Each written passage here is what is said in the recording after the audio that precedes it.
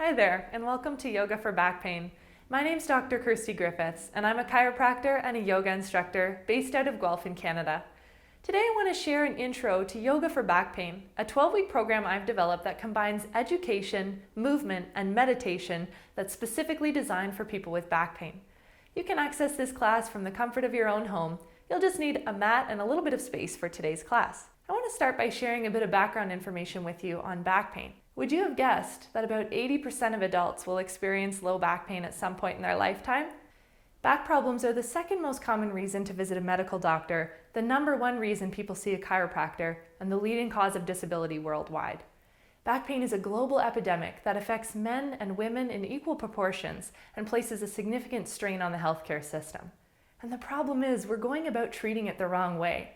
The majority of low back pain is mechanical in nature, meaning it involves joints, muscles, tendons, ligaments, and nerves. It includes things like sprains, strains, arthritis, and injuries to discs. With the escalation of the opioid crisis, medical recommendations have shifted in recent years to encourage patients to seek conservative care for this type of back pain. Some of the most effective and safest treatments for this type of back pain include hands-on therapy, structured exercise, and education. This may seem counterintuitive. How many of you have taken rest when you've had back pain because you were worried that exercise would make it worse? Years ago, if you told your doctor that you were having back pain, bed rest would have been recommended. But we now know that this is one of the worst things that you can do for your recovery. The longer you stay in bed, the more muscle mass you lose. And now it's recommended to start gentle activity right away. Research done on yoga specifically shows that its benefits go far beyond physical activity. Yoga is effective for treating and managing pain because it's related to movement, but also breathwork, mindfulness, and awareness. I created this program because I noticed that a gap exists between doctors prescribing yoga and patients being able to access it in a therapeutically safe and effective way. Many patients that were coming to see me could benefit from a yoga program and expressed interest in it, but several factors were holding them back from attending classes at a gym or studio, and maybe these things are some that you can relate to. Some people were not prepared to make the financial commitment to a gym. Others found these settings to be intimidating because they cater to many different levels of fitness and have large class sizes.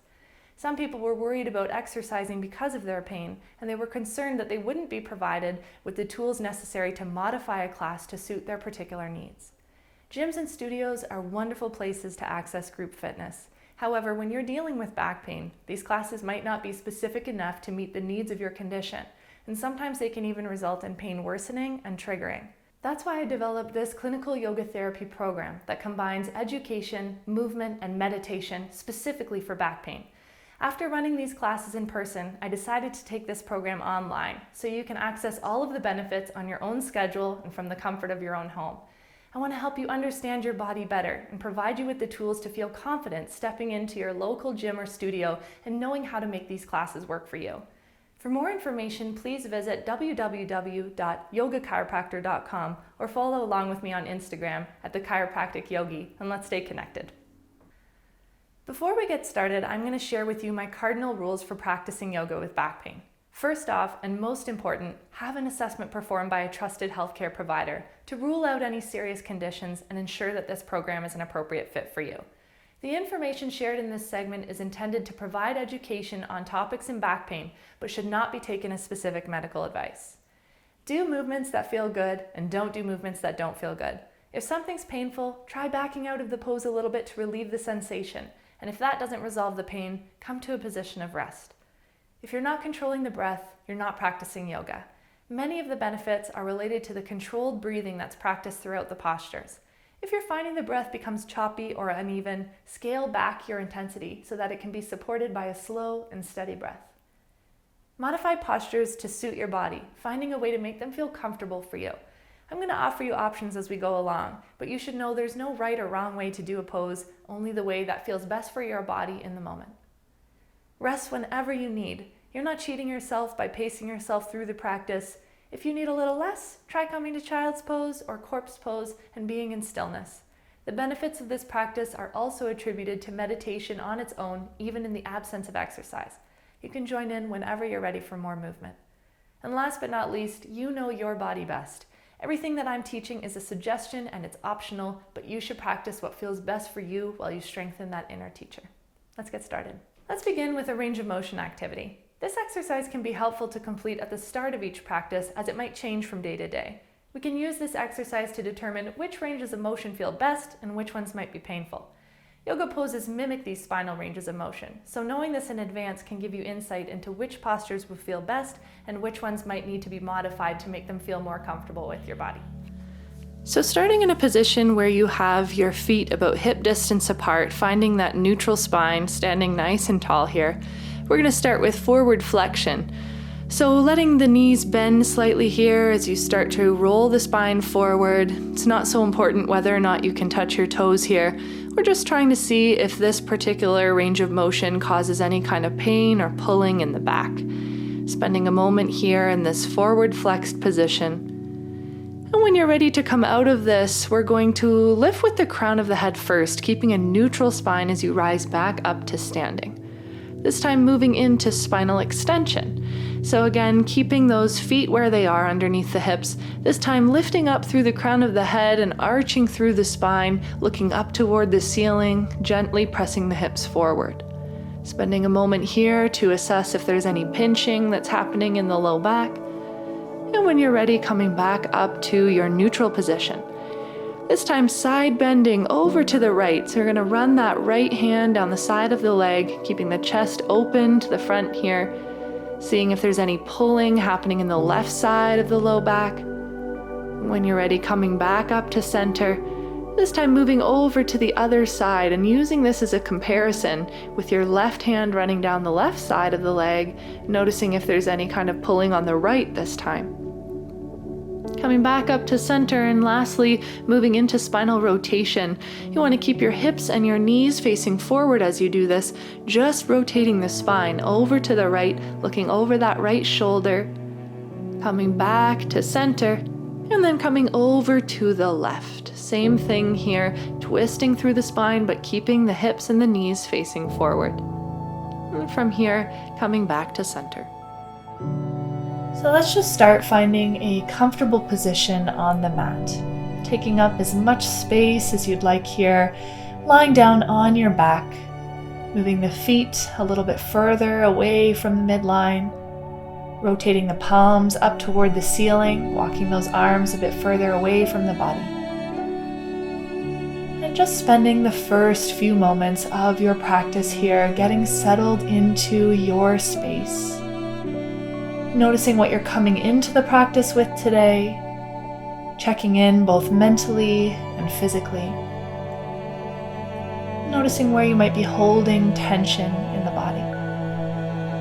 And just with your exhales, starting to let that tension go. Releasing any holding that may be happening in the neck, the upper back, mid-back, and low back.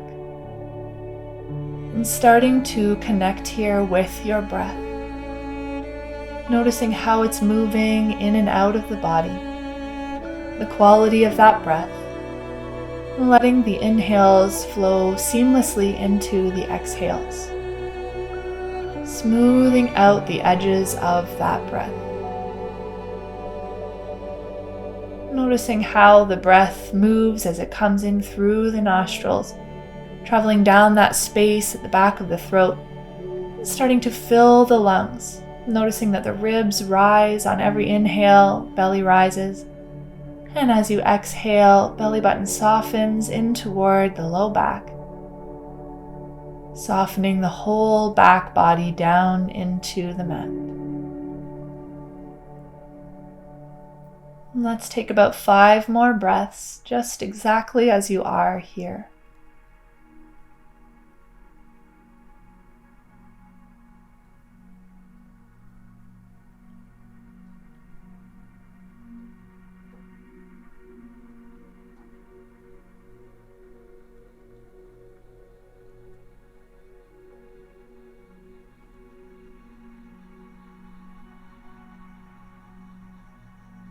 And from here, just begin to bring a little bit of life back into the body, wiggling fingers and toes, maybe rolling out the wrists and the ankles. And from here, drawing those ankles together, reaching your arms up overhead for a nice big stretch, Taking an inhale through the nose and exhale, sighing out the mouth. A couple more breaths like this. Inhaling through the nose. Exhale, let the breath go. Last time, inhale here. And exhale. From here, drawing those knees up toward the chest. You can take hold onto the back of the thighs or the front of the shins. And then check in, see if it feels better to stay in one place, just feeling the length on either side of the spine, or maybe rocking a little bit from left to right, massaging out those muscles of the low back and the pelvis, keeping that length in the back of the neck, and then coming to a place of stillness right at that center. Take an inhale breath here, compressing belly against thighs. Exhale, use the strength of your arms to draw those legs a little bit closer to you. One more breath like this. Inhale and exhale. From here, we're going to turn onto the side body. So stacking those shoulders and the hips, using your bottom arm like a pillow to support your head, keeping the knees bent, drawing them up toward your chest. This is a fetal position. We're rounding through the spine here, grounding through that side of the body that is closer to the earth, and at the same time, breathing expansion into the top. From here, let's make our way up to a seated position. So you can choose any comfortable seat. You have the option of using a block if you have one at home. This can be placed underneath the sit bones, giving you a bit of a lift and bringing the floor a bit closer to you. Now, some of you may find it's more comfortable to be seated cross-legged. Some of you may find it's comfortable to have the thighs closer together and be sitting onto the heels. So it really doesn't matter what seated posture you take. You just want to find the most comfortable one for your body, somewhere where you can find a nice long spine. Thinking about rooting through the sit bones here and at the same time lifting through the crown of the head. We're going to come into a little bit of breath work, moving that. So starting with an inhale, taking the hands to heart center. As you exhale, interlace your fingers, press the palms forward. Inhale, the fingertips lift up to the ceiling, lengthening through the spine.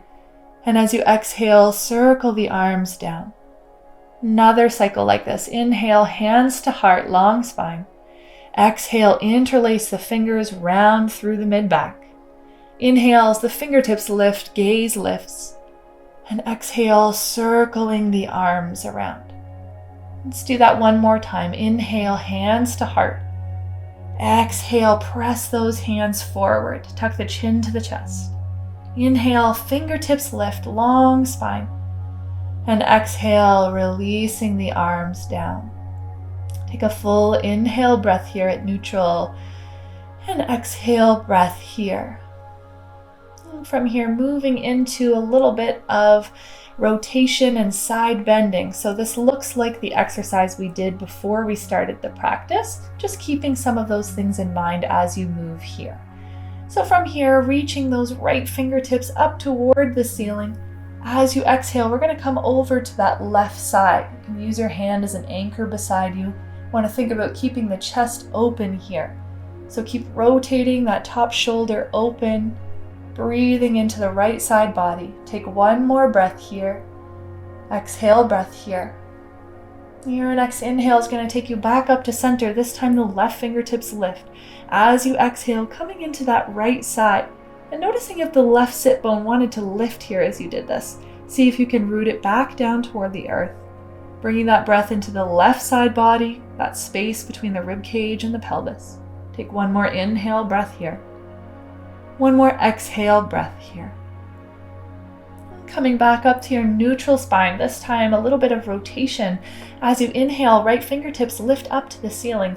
As you exhale, we're going to turn over to that left side, taking your right hand across the body, resting it on the left leg, using your left hand like a second spine behind you, giving you a little bit more push here. As you inhale, you'll feel this micro uncoiling of the spine. As you exhale, maybe there's a little bit more depth for that twist. Your next inhale, coming back to center, this time left fingertips lift. As you exhale, coming over to that right side, same rotation over here. Inhale again, a little bit of uncoiling through the spine. As you exhale, a little bit more depth. And your next breath takes you back to neutral. Take a full inhale breath here. Sweep your arms up to the ceiling. As you exhale, bring the hands back through heart center.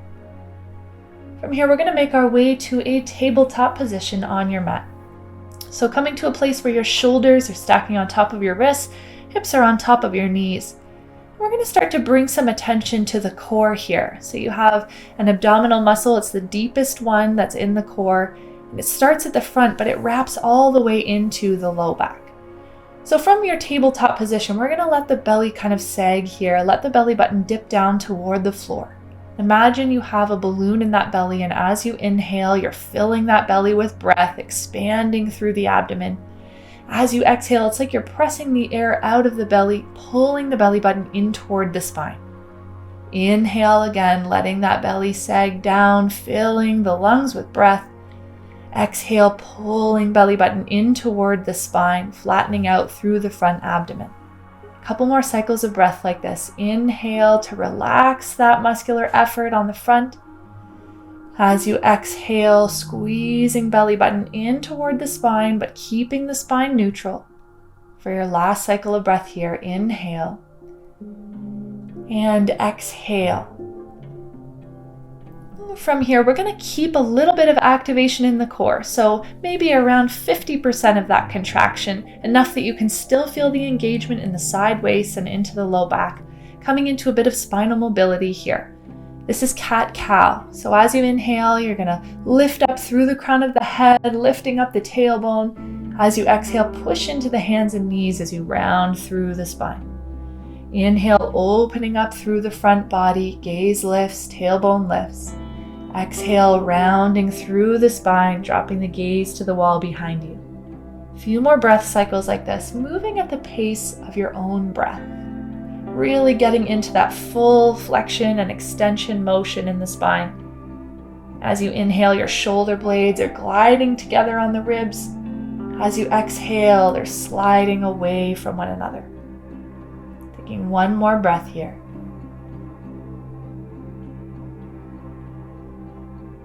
From here, find your neutral position once again. So the neutral spine, there actually is still a little bit of a curve in the low back. We don't want to flatten that out. Keep that core activation moving into bird dog.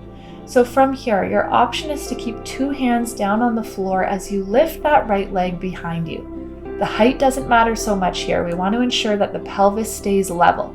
So you can even take a peek down at your toes and make sure that those toes are pointing toward the floor. That will be a good indication that the pelvis is leveled out. And then from here, option to extend your left arm out in front of you, moving this into a balancing posture, keeping the back of the neck nice and long. We're going to be here for a couple more breaths.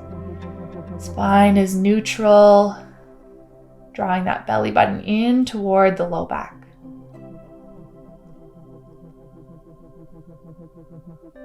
On your next exhale, releasing that left hand, releasing that right leg, and from here, just start to circle the hips around in one direction. Lowering sit bones toward the heels and then pressing forward into the hands. And come back to your neutral tabletop position. We're going to do the same thing on the other side. So this time it's going to be the left toes that lift up behind you, lengthening out through the back of that left knee. Checking in to ensure that the hip is level, peeking down at the toes, seeing that they're pointing toward the floor. And then from here, option to extend your right arm out in front of you.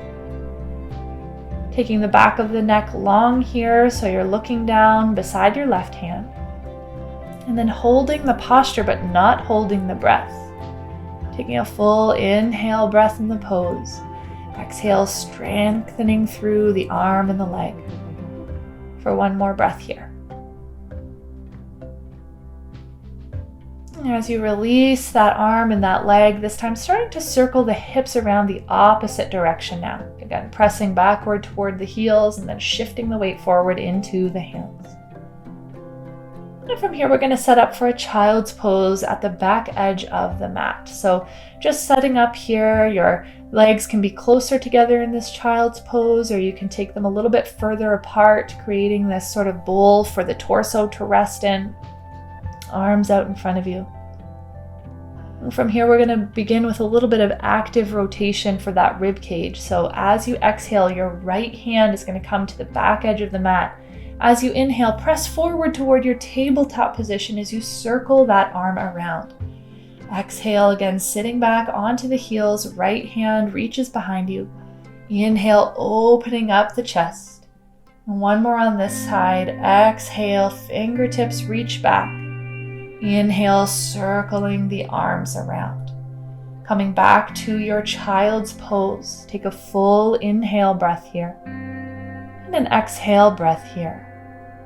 And we'll move right into the other side. So from here, the left fingertips this time sweeping to the back edge of the mat as you inhale, circling that arm around and opening up through the chest. Exhale, sliding the hips down onto the heels. Inhale to circle that arm around. And one more time, exhale to sit back. And inhale to rotate that chest open.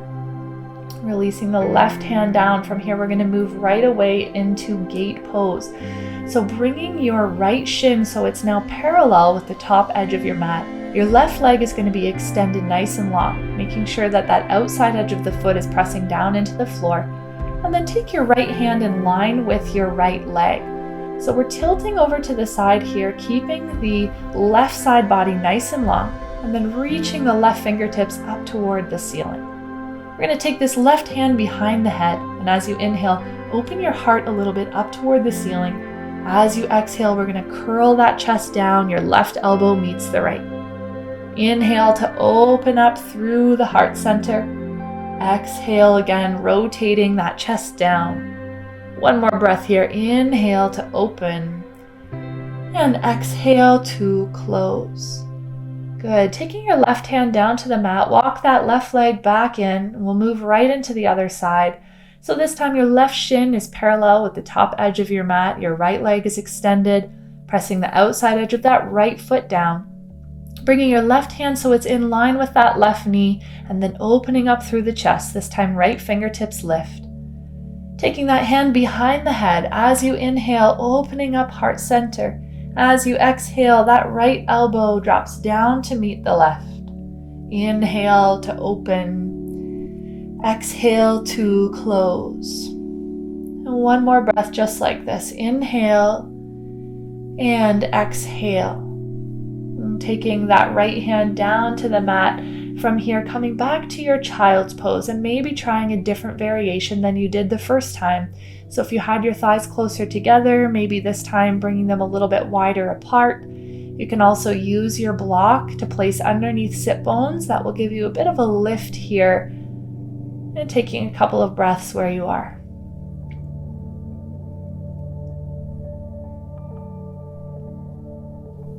From here, I'm going to show you a couple of different options for an inversion. So coming into downward dog, you start by shifting the weight forward toward a tabletop position, curling the toes under and lifting those hips up and back. Now you can keep a bend in the knees here. So if it doesn't feel good to have the legs straight, take a nice deep bend in the knees. Notice how that allows the spine to stay longer. It's not important whether or not your heels are touching the floor. We want to try and find this equal weight between the hands and the feet. Now, if you're finding that this is a lot for the shoulders or that this posture just isn't feeling good in your body, I'm going to show you a couple alternatives to this posture that you can access in the yoga practice. The first one is a forward fold.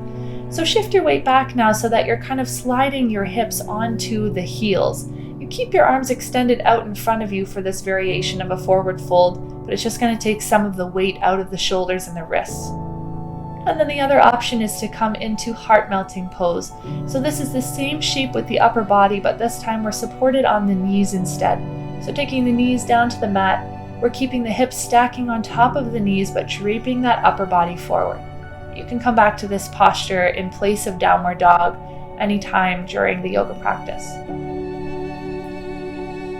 From here, We're going to make our way up to the top edge of the mat. So walking up to the top, take as many steps as you'd like to get there, coming to a forward fold, deep bend into the knees so that you can rest the chest and the belly down onto the thighs. And maybe taking a wide stance so those feet are stacked right underneath the hips. From here, slowly start to roll up through the spine, stacking those spinal segments as you come to stand in Tadasana, mountain pose. We're embodying the qualities of a mountain here, so let's not worry so much about what the pose looks like.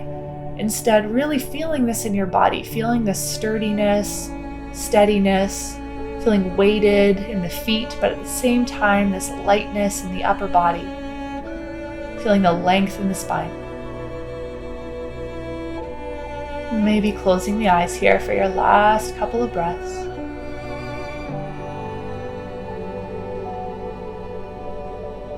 From here, we're going to transition now into the warrior series. So let's start by shifting the weight onto the left foot. We're coming into a bit of balance here. Those right toes can hover, or we can bring the thigh parallel with the floor.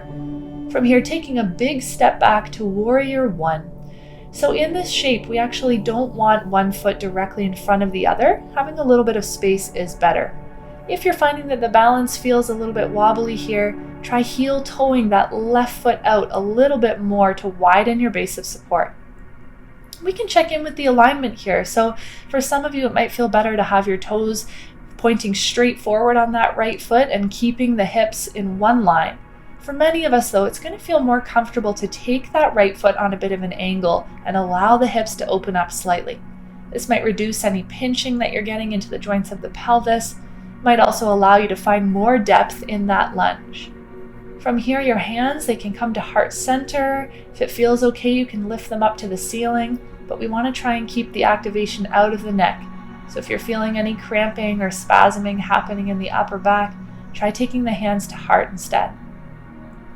Being here with the breath, really finding this foundation in the legs, but again, keeping the freedom in the upper body, allowing that breath to flow. From here, we're going to make our way back to mountain pose. So take a good bend into that back leg and spring forward with that right foot, taking it up to meet the left. Coming back to your mountain pose, your neutral spine. And moving into the other side by shifting the weight into the right foot this time. Your left thigh starts to lift. Maybe the toes are hovering, or perhaps the thigh becomes parallel with the floor. From here, a big step back with that left foot, finding warrior one on the opposite side. Again, option to keep those hips facing forward or to open this out on a slight angle, pointing the back toes off to the corner of the mat. And on this side, taking your hands to a place that feels comfortable for you. If you're noticing that there's a lot of curve happening in the low back, try lifting up through the front of the pubic bone, drawing that belly button in toward the spine, pressing the tailbone toward the earth. Let's take one more breath here on this side.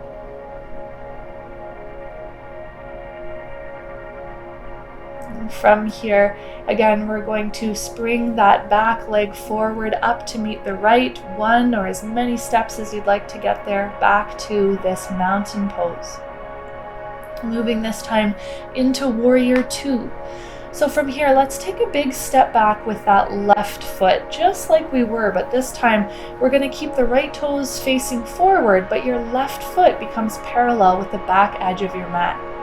You can take a peek down and ensure that your knee is stacking relatively on top of that ankle, so we don't want the knee joint going far past the toes. And then from here, the angle of the upper body is different, so we're now facing the side. We're extending those fingertips from front to back, softening through the shoulders. And we're going to move this posture a little bit with breath. So as you inhale, the fingertips lift up to the ceiling as you lengthen the front leg. As you exhale, coming down into that warrior two. Inhale to lift and lengthen. Exhale again, softening into that warrior two. One more breath like this. Inhale to lift. And exhale, stay here in your warrior two for 2 full breaths.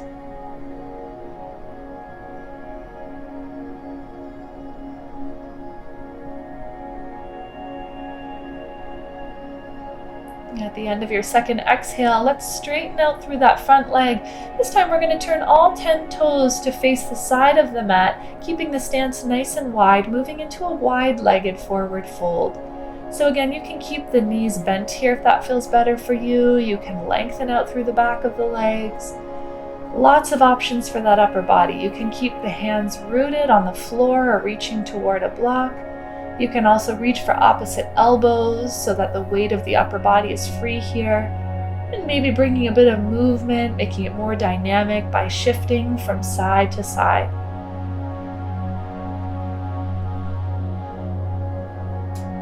If you've brought movement into your posture, coming back to center. From here, finding a flat back. So we're going to find this halfway lift, lengthening out through the spine. Take your hands onto your hips, and from here, keep the length in your spine as you return to standing. We're going to move into our warrior two right from here. So coming into the other side. This time, our left leg will be bent and our right leg is straight. We're keeping those right toes pointing to the side of the room, but now we're turning the back foot so that the back toes are toward the back edge of the mat.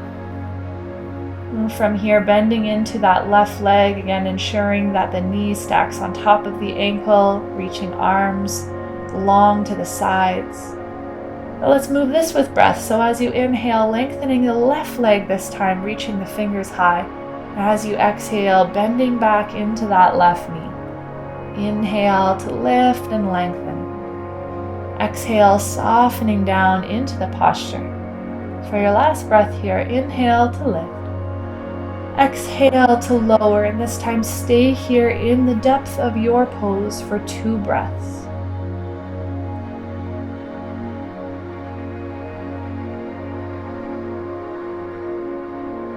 And at the end of your second exhale, from here, straightening out through that left leg, we're going to heel toe the left foot in to meet the right. Come back to the top edge of your mat. We're setting up for our final standing posture. This is tree pose, Vikshasana. So we're going to keep the left foot rooted, but from here start to lift the right toes. This is a balancing posture, so depending on where you're working today, your toes might stay on the floor. Maybe it's just about shifting the weight into the left foot a little bit. It's also an option to bring that foot onto the left calf or lift it up toward the thigh. We don't want the foot crossing the knee joint, so just selecting a place above or below. And then leveling out the hips here, making sure that that right hip stays in line with the left. Taking your hands to heart center if and when you feel stable. And then we come back to this concept in the yoga practice of rooting to rise. So you're pushing that left foot down into the floor as much as you're lifting through the crown of the head. Very much embodying the qualities of a tree here. The more you want to grow, you have to grow those roots deeper. And from here, let's spin that right thigh forward, releasing that foot back to the floor. We'll set up right for the other side. So the right foot stays down this time. Your left toes, again, maybe hovering on the mat today. Maybe the foot comes up to the calf or up to the thigh. The other thing that's good to know is that the postures don't have to be symmetrical from side to side. So instead of aiming for the same shape, try to come back to a similar intensity, a similar challenge, always striving for that balance between effort and ease. And that might mean that the posture looks different on this side. Let's stay here for one more breath. And from here, spinning that left thigh forward, releasing the left foot down, we're going to start to make our way down onto our mats. So however you'd like to get there, taking your time to come to a place where you're lying on your back. We're going to get set up for bridge pose. You're going to walk those feet closer to the buttock, the knees pointing up toward the ceiling, taking the arms alongside the body and pressing the palms down into the floor. We're going to keep this dynamic today, so moving with breath. As you inhale, push into the feet as you lift through the pelvis and the low back. As you exhale, softening the spine down to the earth. A few cycles of breath like this. Inhale to lift, pressing up onto the mid-back. Exhale, reversing, lowering one spine segment at a time. Let's do 2 more here. Inhale, keeping a bit of engagement on the inner thighs so the knees don't splay open. Exhale to release. For your last cycle of breath here, inhale to lift. And exhale to lower. From here, moving into a bit of hip opening, so thread the needle pose. We're going to take that right ankle and cross it over the left thigh. Now your option is to keep that left foot rooted here. We can just focus on drawing the right knee away from us, using the right hand as leverage here to open up that hip. If it's accessible to you, you might find that it feels good to lift your left foot off of the mat. You can reach into the space that you've created with your legs, taking hold onto the left thigh. And then try to focus the strength here into your biceps. So it's the arms doing the work of drawing the thigh closer to you. We want to keep that low back rooted on the mat, at the same time keeping the head heavy and relaxing through the shoulders. From here, we'll come out of this posture and moving into the other side. So taking that right foot down this time, your left ankle is going to cross over the right thigh. Again, option to keep that right foot rooted as you move the left knee away from you. Also an option to lift that right foot up. So now we're taking hold onto the right thigh, reaching into that space that you've created between your legs, and then using the strength of the arms to draw the leg closer to you. As you are drawing that knee in though, we want to make sure that the left knee continues to move away from the body. Staying here for 2 more breaths.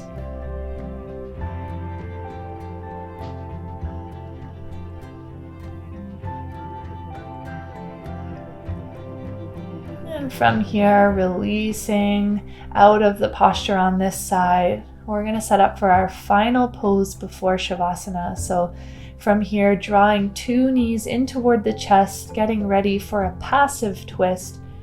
Going to let 2 knees fall over to the left side. So those arms can come out to either side, hands in line with the shoulders. And what you'll find here is that you probably have space to either have the knees down or the shoulders, but maybe not both.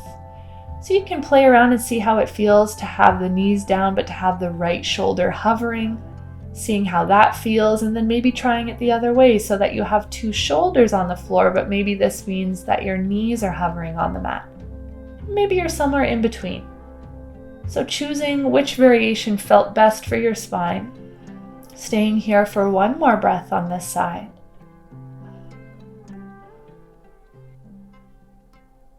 And from here, moving with the core. So draw the belly button in toward the spine as you draw those knees back up to center. Realigning the spine if it feels like it's a little bit asymmetrical. You can shift and adjust.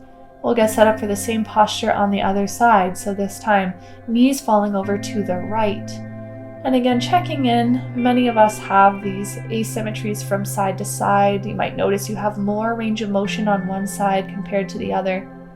You may also notice that you have more range of motion in a passive twist compared to when you're actively trying to do this in a standing or a seated position. So the beauty of doing this posture on our backs is that we can allow gravity to assist with the range of motion, letting go of the muscular effort so that the spine comes into a more passive rotation, breathing into that additional space.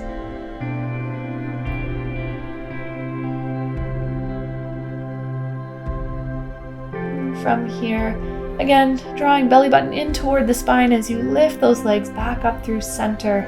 And any final movements that feel intuitive for you here. As we close our practice, maybe that's drawing 2 knees in toward the chest or curling into a nice tight ball.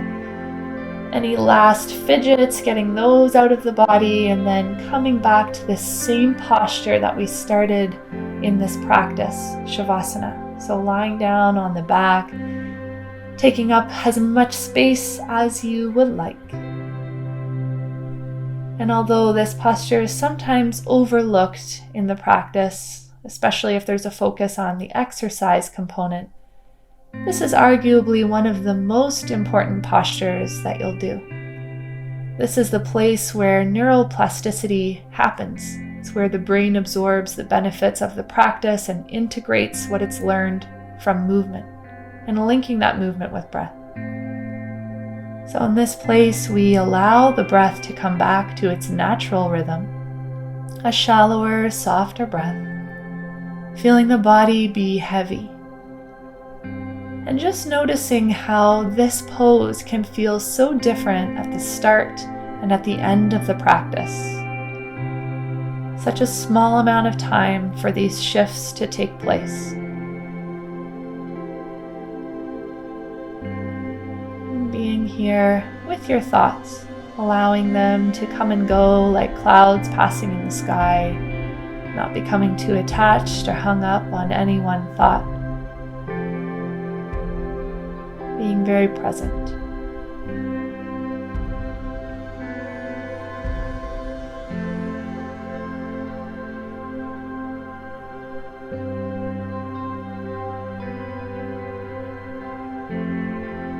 From here, just begin to bring your attention back into your physical body, wiggling fingers and toes. And eventually making your way up to a seated position. And that's where we'll close the practice today. So taking your hands to heart center or any other place where you feel this deep connection to yourself, to your purpose, and to your reason for being here today. Thank you so much for showing up, trying something different, taking this class with me today. Namaste.